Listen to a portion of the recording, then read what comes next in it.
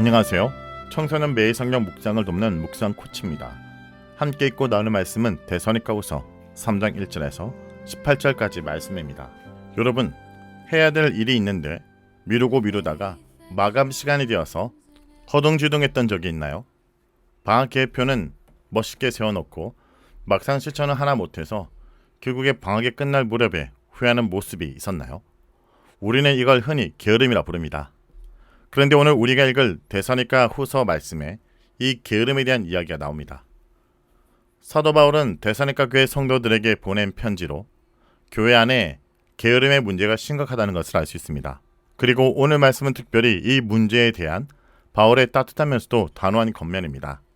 이 말씀을 통해 우리가 왜 게으름과 싸워야 하는지, 그리고 무엇을 위해 부지런히 살아야 하는지를 나누기 원합니다.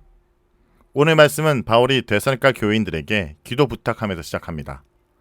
바울은 지금 복음을 전하는 사역을 하고 있습니다. 그런데 이 사역이 결코 쉬운 일이 아닙니다. 복음이 힘차게 퍼져나가기도 하지만 동시에 부당하고 악한 사람들의 방해에 직면하기도 합니다. 여기서 부당하고 악한 사람들은 단순히 나쁜 사람들이라기보다는 복음을 거부하고 복음을 전하는 사람들을 해치는 이들을 의미합니다. 바울은 이들처럼 힘들고 위험한 상황 속에 데살로니가 교인들에게 자신을 위해 기도해달라고 요청하고 있습니다. 그런데 그의 기도 제목이 참으로 놀랍습니다. 자신의 평안함이나 성공을 위해서가 아니라 주의 말씀에 퍼져나가 영광스럽게 되도록 기도를 요청합니다.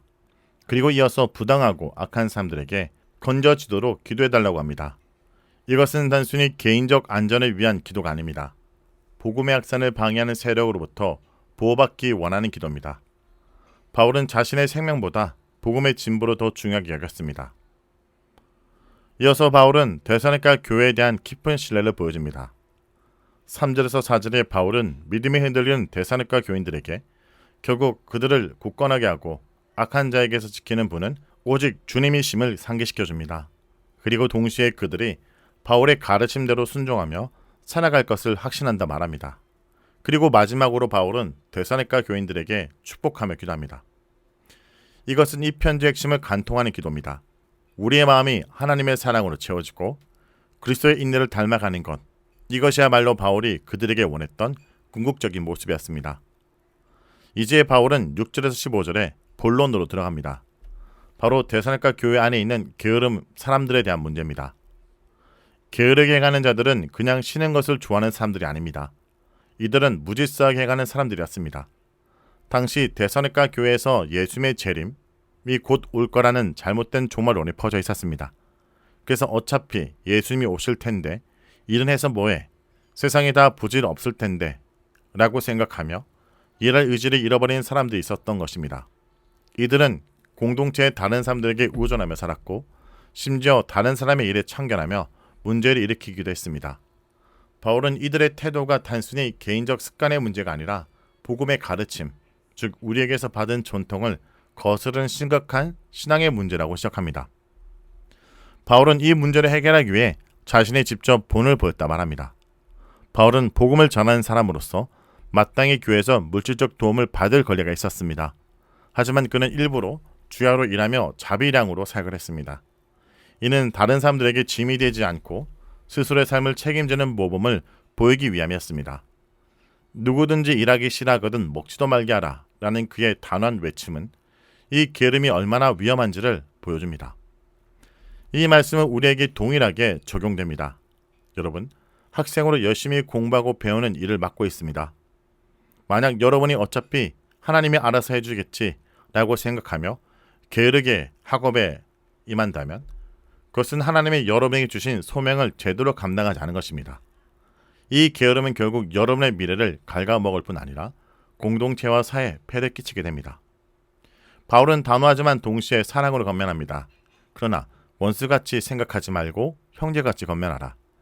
이 말씀은 문제의 사람들을 내치라는 말이 아닙니다. 그들을 공동체의 밖으로 추방하라는 뜻도 아닙니다. 오히려 그들을 향해 경계하고 지목하되 그들의 잘못을 깨닫게 하고 회개하도록 사랑으로 건면하라는 것입니다. 이들은 여전히 예수 안에서 한 형제이기 때문입니다. 바울은 편지의 마지막 부분에서 다시 한번 축복의 메시지를 전하며 마무리합니다. 이 구절은 앞서 이야기했던 게으름과 무질서의 혼란스러운 상황과는 대조적입니다. 그 문제의 한가운데서 바울은 평강의 주를 선포합니다. 여러분, 진정한 평강은 내 삶의 모든 문제가 해결되었을 때 오는 것이 아닙니다.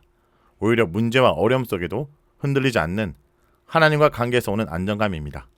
그리고 이 평강은 때마다 일마다 주어지는 하나님의 선물입니다. 바울은 이 게으름이라는 구체적 문제에 대한 해결책으로 결국 평강의 주를 바라보고 그분이 주시는 평안 속에서 성실하게 일하라고 권면하고 있습니다. 이것이 바로 복음의 능력입니다. 게으름과 무질서라는 어둠 속에서 우리를 건져내어 다시 평화와 질서 속에서 인도하는 빛입니다. 그리고 그 빛은 우리를 향한 주님의 은혜입니다. 편지의 시작과 끝은 항상 은혜로 가득합니다.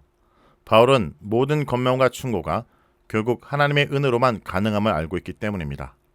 우리의 게으름을 이기고 하나님의 사랑과 그리스도의 인내에 들어가는 것, 그리고 평강의 주님과 함께 살아가는 모든 것이 다 하나님의 은혜라는 것을 기억해야 될 것입니다.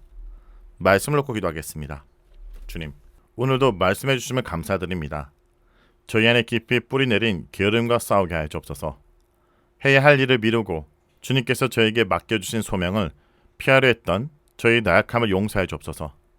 공부한 학생으로서, 가정의 자녀로서, 주님의 몸된 교회 지체로서 저에게 주어진 모든 일을 성실하게 감당할 수 있는 힘과 지혜를 허락하여 주옵소서.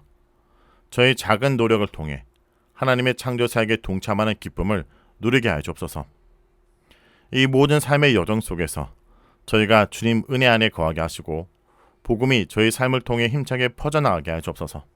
그래서 저희 삶이 오직 주님께 영광이 되길 소망합니다. 예수의 이름으로 기도합니다. 아멘.